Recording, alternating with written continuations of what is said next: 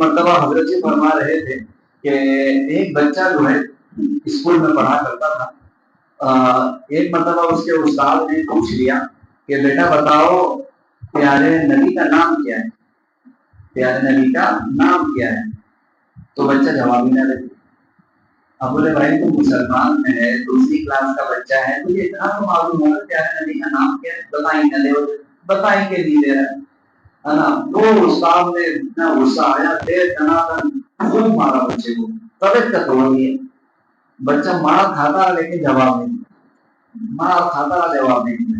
اور اس کے بعد اتفاق سے انٹرول ہوا، ریسس ہوئی، ریسس میں گیا، آنسو آنسو پوچھا، اور پھر اس کے بعد پھر اپنے آنسو کو پوچھا، پانی وانی پیا، بیچارہ تھوڑا دم بھر کر پھر آ کے پھر کلاس میں بیٹھ گئے۔ پھر وہ استاد آئے، اور استاد کے تو ویسے بچے پہ ایک دم چڑھی تھی کہ آج تو اسی کو بس دم ہی توڑنا ہے۔ پھر کھڑا کیے، چل رہے ہو، بولے جی استاد، بولے بتا پیارے نبی کا نام کیا ہے؟ صاحب بول دیا محمد عربی علیہ السلام والسلام۔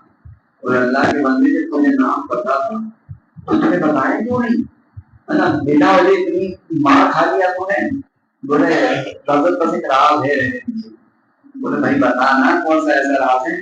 بچہ چھپاتا نہ، لیکن جب استاد نے اس پہ زور کیا تو بولا حضرت میری والدہ محترمہ نے مجھے اس بات کی نصیحت اور وصیت کی ہے کہ جب بھی پیارے آقا کا نام لینا تو باوضو رہے۔ جب میں عشق سے پہلے تھا تو میں بے وضو تھا، میں بے وضو حالت میں آقا کا نام نہیں لے سکتا تھا۔ جب انٹرول ہوا تو میں وضو کر کر آیا ہوں، پھر جب آپ نے جواب دیا تب میں نے آقا علیہ السلام کا زبان پہ نام وضو کے ساتھ لیا۔ سوچیں، بعد میں اس بچے کے بارے میں جب تحقیق کی گئی، جب حضرت نے واقعہ بتایا تو بعد میں رسول سے پتا لگا وہ بچہ حضرت جی دعوت برکاتہ۔ بچے کون ہیں؟ ہمارے حضرت جی دعوت برکاتہ اپنا ہی واقعہ بتا رہے ہیں۔ سوچیے، اور حضرت جی وہ ہستی ہیں جن کو تقریباً 32 سال کی عمر میں آقا علیہ السلام نے 100 سے 12 زیادہ